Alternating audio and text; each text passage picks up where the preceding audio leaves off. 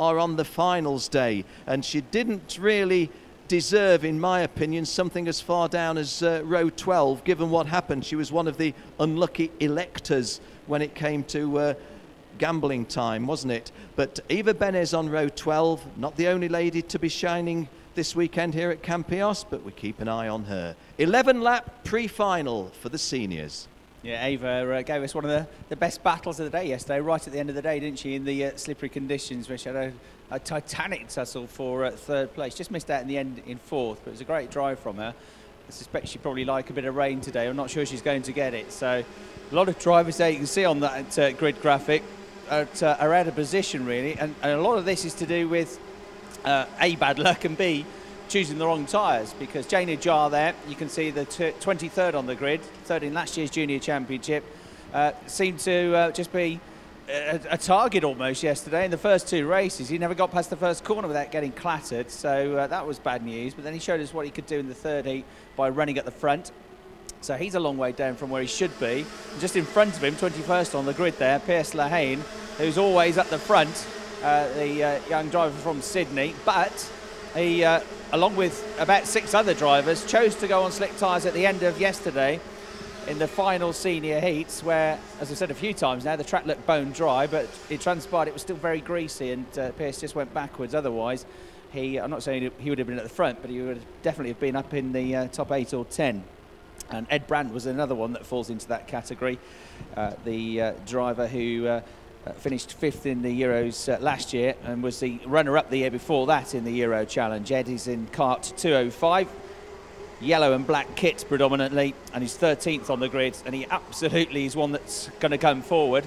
And it could be quite a potent part of the grid, that, Ken, because you've got Ed, and right behind him you've got Lars Lambrell, who was also really quick yesterday. And if those two can work together, no reason why they can't get up in the top 5 or 6. Absolutely so. And at the lower end of the top 20, Oliver Myers, who we'd mentioned previously, and Josh White alongside him, guys capable of coming forward. If Pierce Lahane on row 11 can find some form, we know he's capable. Janie Jar, if he can shake off the bad luck, absolutely what you say. There could be a lot of forward movement from that middle order of the grid, couldn't there? Yeah, Ollie Myers, another one, 207 down in 18th place. He can absolutely move forward. He's been quick here this weekend. Didn't have too much luck yesterday. Josh White's another one in kart 227. So it's going to be an interesting race. Don't forget Jack Bartholomew as well, of course, who finished up at the sharp end of the second chance. He got the likes of him and Ed Tansley, who were quick and could come through from the very back of the grid. Right then, Joseph Riley, 2 wins out of 3 yesterday. Can he win this one? He's on pole position with the orange and blue helmet, number 250. Away we go, first time. Tucking in right behind him is Michael Call to try and hug that inside line. But 2 or 3 come together through the first corner from just behind that top 2 or 3. And we got 2 off in the gravel already in dramas, I'm afraid. And they look like it might be already time for them to head back to the paddock. And Chris, we don't like pointing fingers, but it was Michael Call's error that has really wrecked the pre-final for those 2 guys, and 1 or 2 others who are well down outside of the top 10 when they'd started in the top half dozen or so. So Joseph Riley was in front of all that, thankfully for him, so he still leads the race. He's got 2 kart length advantage now over Guan Yu Zhu, last year's junior champion, stepping up to the seniors in 2nd place. And then behind, it's Connor Jupp, isn't it, in 3rd position. Connor's come from 9th on the grid, so Connor Jupp making a terrific start. That top 3 have got quite a big break now from 4th, 5th and 6th, who are all running nose to tail as well. Down into the braking zone for the right-hand hairpin at turn 12 they go. There's the pack going through into the left-hander at turn 13, and just about to come through to complete the first lap go the top 3. So it will be the pole sitter, Joseph Riley, ahead of the man who started 2nd, Guan Yu Zhu. Connor Jupp getting through all that drama to move up 6 places to 3rd. And Avo Talvar in 4th place. Avo Talvar had to start all of his heats yesterday, the Estonian, from the back, because he had dramas in timed qualifying and never set a lap time. He drove brilliantly through the order, finished in the top 10 in all of his races. He's got a 3rd, I think, in one of them.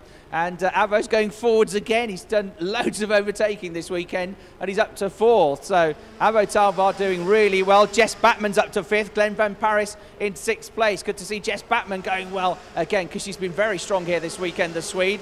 Adjusting the carburettor is the race leader, Joseph Riley, who still, Ken, looks like he's just sat in an armchair reading a book. He's so smooth, isn't he? Just reaching for the carburettor, almost as if he was reaching for a cup of coffee. Slippers, this is slippers, pipe and slippers, as you say. Chris, just want to pick up on something you said. We've given a lot of platitudes to Joseph this weekend, thoroughly correctly and deservedly, but in many ways Arvo Talvar has been the driver of this class for the reasons you've said. He can't have overtaken any fewer drivers than anybody else. He must be the driver in seniors who's overtaken more other drivers. Talking of overtaking, Guan Yu Zhou now beginning to put pressure on his teammate, and Connor Jupp trying to get a little piece of the action, but Zhou defending as well. As in fact, the defending has just lost him that little bit of an edge that he had on trying to make an attack on Joseph Riley, but it was correct to defend because Connor Jupp was serving notice that he was interested in getting his nose in. Arvo Talvar taking close order in 4th place, and have to say that Arvo Talvar looking very threatening, and Connor Jupp makes a move. Connor Jupp makes a move on Guan Yu Zhou and executes it. So momentarily Connor Jupp was in 2nd place and almost immediately in 4th place. The situation where on the tight hairpin to the left at the end of the return home straight, you make the move, but if you can't carry the speed through the much more sweeping right-hander that follows at turn 8, you lose out. Yeah, exactly right. So back to 4th place he ends up. He gives more of a gap now to the race leader, Joseph Riley. Just to say, those front runners that got caught out, we've lost Ralph Aron, we lost Michael Cool, who is may have very much triggered that. Certainly was in the mix, the driver that was running 2nd off the line. We lost as well Constant Collignon in that battle. Cool and Aron have stopped completely. Trombelli's at the back. Philip Hampret was in another from the 2nd row of the grid that got caught up in all of that. Ed Brand, I think, must have got caught up in something as well, because he's down to 26th place, and Oliver Myers hasn't gone forwards either. So there were some top drivers caught out in that front melee. But at the sharp end still, Joseph Riley is now 7/10 clear, about 4 kart lengths clear of Guan Yu Zhou. And then it's Arvo Talvar with the bright yellow helmet in 3rd, Connor Jupp, the blue race suit, and the pink and blue helmet in 4th place. Glenn Van Paris and Jessica Batman are behind in 5th and 6th positions, and I think getting themselves now onto the tail end of this group. Tom Grice is 7th. In 8th place is Jack Bartholomew. He started 29th. Awesome drive from Jack. I know 1 or 2 went off at the first corner, but he started 9th on the grid in the 2nd chance seat, so he's come effectively from something like 40th place to get to where he is now. Even if you factor in what happened on the first turn, in 4 laps, that's a heck of a passage, isn't it, from 29th to where he is now. Yeah, watch out for Jack. You can't miss Jack because he's got a bright green helmet, which stands out. I think he's picked up another place, hasn't he, at the start of this lap? 3rd, 4th, 5th, 6th, 7th, yeah, 8th. So coming down the hill now. Top 6 are all together. Joseph Riley's not exactly getting away from them, but he's not exactly under pressure either from Yu Zhou.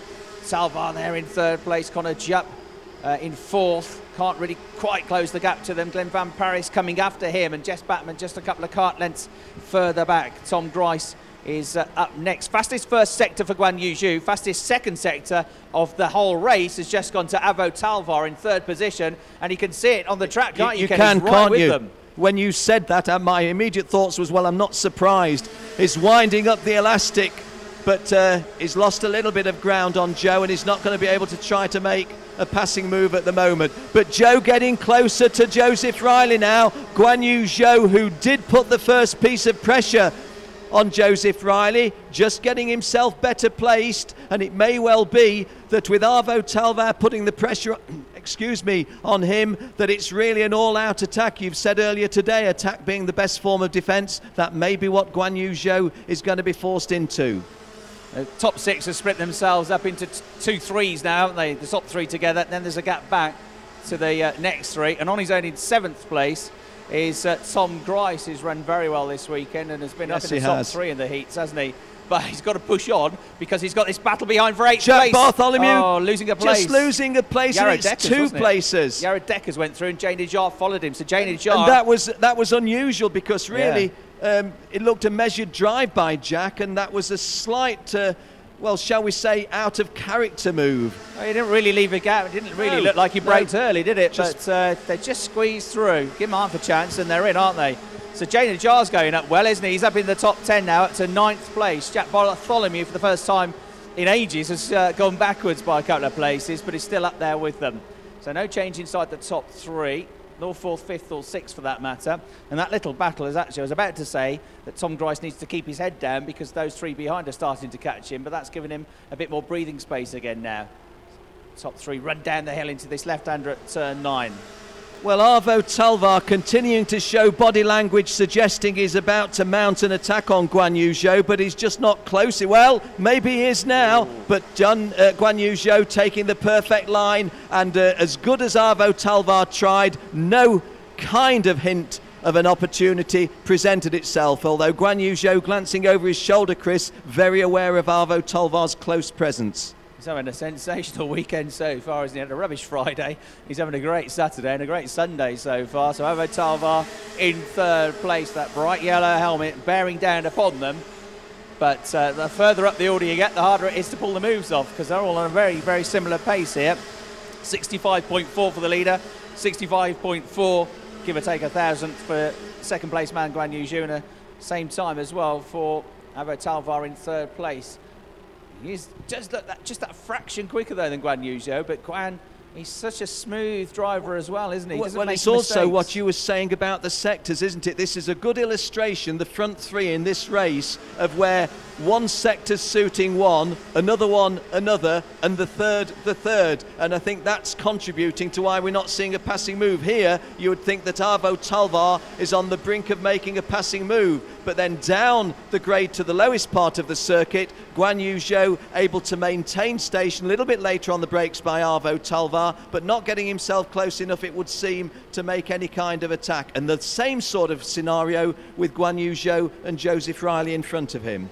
Janie Jard's having an absolute stormer, isn't he? He's up to 8th place now from his lowly grid position of 23rd. So absolutely flying up the order is Jay. He's got a bit of a gap to try and make up now. He's about a second behind Tom Grice, and we've got 3 laps of the race remaining. So Joseph Riley, Guan Yu Zhou and Arvo Talvar are the top 3. There's a bit of a gap back then to Connor Jupp, who's broken away from the other 2 behind him in 4th position. And if he could have a really good lap here, he might just have a chance on the last lap of breaking into that top 3. Connor Jupp looked very quick at the start of this lap in 4th place. He's got his head down. Glenn Van Paris is 5th. And Jess Bachman and Glenn Van Paris getting a little bit closer, weren't they?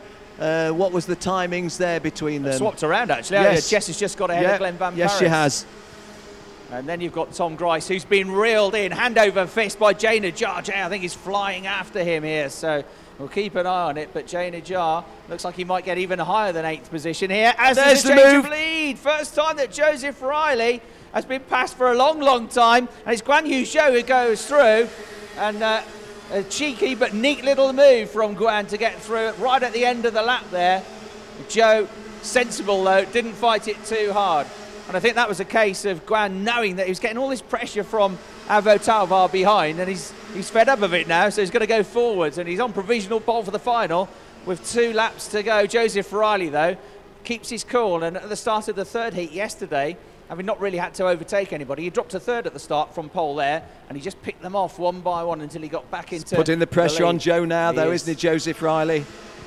But Arvo Talvar's there, and Joe Riley looking and making his move and going back into the lead. And Arvo Talvar taking closer order. The meat in the sandwich is Guan Yu Zhou, but he's held position at least in 2nd place. So surrendered nothing worse than the lead. They're both looking over the shoulder. Chris, it's going to be a grandstand finish as we head up. Jay Najjar just lunging down the inside of Tom Grice into the hairpin to get 7th place. So through he goes into 7th. We're about to start the final lap of the race. You're absolutely right, Ken. It's going to be a grandstand finish because the race leader has still got Guan Yu Zhou breathing down his neck, and Connor Jupp has caught them all up as well. Can a change of lead here? Riley runs wide. Zhou gets back in front of him. So it's Zhou, then Riley, then 3rd now is Talvar. But Connor Jupp is with them in 4th place and right onto the tail of them. And 5th and 6th are catching up as well, Ken. Well, yes, Arvo Talvar, I thought, was the guy who was most likely to pick up any pieces from Guan Yu Zhou and Joseph Riley, but now it's Connor Jupp, because in a sense he can take a little bit more of an extravagant move because he's got a bit of a gap behind him, although 5th and 6th, Jess Bachman and Glenn Van Paris closing strongly. Now, 216 the number, Guan Yu Zhou the name, And he's chosen to close them up, Chris, and start looking behind him. The right strategy or the wrong strategy? Bit of contact there between all of them, concertinaing into one another as Connor Jupp gets past Arvo Talvar. Jess Batman gets past him as well. Talvar down to 5th place. They're all concertina up under braking on the way into turn 12. It's side by side for the lead of the race as Guan Yu Zhou goes for the inside line, and he's gone through with 2 corners to go. Joseph Riley, he's second. He's going to try and get a drag race to the finish, but he's too far back. Zhu wins, 2nd place to Riley, 3rd for Connor Jupp. Jess Batman up to 4th. Arvo Talvar from 3rd down to 5th on that last lap. And in 6th place, Glenn Van Paris with a fantastic drive from Jay Najjar to go from 23rd up to 7th place. Tom Grice 8th, another excellent drive as well. Came from Jack Bartholomew from nearly the back of the grid all the way up to 9th place. And Yara Decker's impressing once again in 10th place. Wow, that was an absolute stormer, wasn't it? Almost like Chris, a final, that. Yeah, yes, it was like a final. The one person there who could feel aggrieved by Guan Yu Zhou's strategy was Arvo Talvar, because having been concertinaed up, it was Connor Jupp finishing 3rd and Jess Bachmann finishing 4th, who were able to get a slingshot on Arvo Talvar. So the driver who may well have felt 3rd was secure, and he could have even got 2nd, finishes 5th. But he starts the final on the inside of row 3, having started all of his heats yesterday stone last. So it does represent an improvement. Well, guys, I do hope you enjoyed that one. There'll be plenty to say, and Chris Hartley going to go down and see if he can talk with the guys when we learn if he's got anybody to talk to. It would be interesting to hear the views of, well, Guan Yu Zhou, Joseph Riley, Connor Jupp, Jess Bachmann, Arvo Talvar. They've all got a story to tell. Well, our graphic is up on screen for viewers on RGMMC TV, and you see those Strawberry Racing duo of Guan Yu Zhou 1st, Joseph Riley 2nd, and Connor, no, they're the Strawberry Racing drivers, and Dan Holland Racing's Connor Jupp in 3rd place. Jess Bachmann finished 4th, another Strawberry Racing driver. Arvo Talvar completing the top 5. Glenn Van Paris was 6th. Jay Najjar, a great drive up into 7th place. Tom Grice 8th. He had been holding 7th, but just dropped an 8th. Jack Bartholomew, a very, very much of a storming drive. Remember, Jack Bartholomew had to negotiate the last chance heat this morning, but gets a 9th place finish in the pre-final, and the top 10 completed by the Dutchman Jaro Dekkers. Christian Loft, the Dane, in 11th place. Josh Price of Great Britain, 12th. Tom Meyer, the Dutchman, 13th.